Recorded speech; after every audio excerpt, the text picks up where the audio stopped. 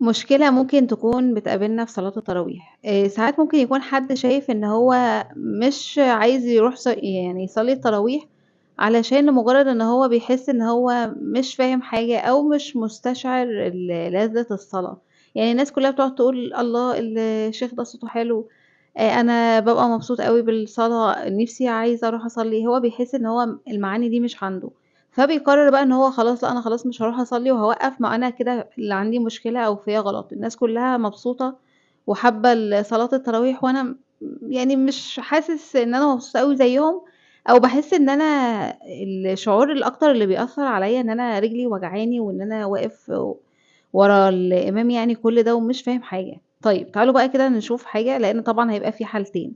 ما هو لو مثلًا نفرض إن الشيخ بيقرأ سورة معيّنة وفي واحد حافظ السورة دي، مثلًا سورة يوسف، سورة الكهف، في واحد أصلًا حافظها وعارف معناها وتفسيرها، فأوتوماتيك أو البديهي إن هو لو الشيخ بيقرأ السورة فهو هيكون مستشعر المعاني وهيكون لمّا بتكون فاهم المعنى وحافظ الصورة طبعًا ليها أثر تاني خالص. فأكيد ده واحد هيكون يعني حاسس إن الصلاة فيها لذّة، فيها معنى تاني كده، هيحس بالروحانيات بقى بتاعة صلاة التراويح وكده.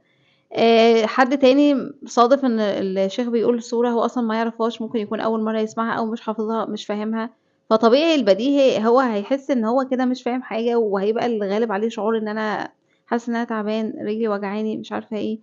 بس دي حاجة طبيعية ودي حاجة بديهية، وأنت كده بتعمل عبادة. ما هو أنت دلوقتي عبادتك إن أنت بتقاوم نَفْسك إنك تفضل تصلّي التراويح وتفضل مكمّل. وكمان أنت مع يعني أنت دلوقتي عايز توصل لمعنى معيّن أو عايز توصل إن أنت تحس بلذة الصلاة والخشوع اللي الناس بتقعد تتكلّم عنّه. ما هو ده هييجي قدّام. ما هو أنت دلوقتي لازم تبدأ واحدة، واحدة. دلوقتي أنت مش حاسس ده لإن الصورة أنت مش عارفها، مش حافظها، مش فاهمها. تحاول بقى أنت لو صادف معاك لو أنت حافظها وفاهمها هتحس بالشعور الشخص التاني اللي كان أصلًا عارفها. بس المهم إن أنت تفضل تكمّل صلاة، ولو حسيت إنك تعبان عادي، ما أنت ممكن تقعد. أحسن من يعني أحسن من إنك تمشي وما تصلّيش أصلًا أو تاخد قرار إن أنا لأ مش هاصلّي التراويح. لأ، خلّيك مكمّل واحدة، واحدة. ما هو رمضان السنة الجاية هتبقى أحسن، هتعرف معنى آية، هتعرف معنى سورة معيّنة، كل سنة هتتطوّر في حاجة وهتبقى أحسن.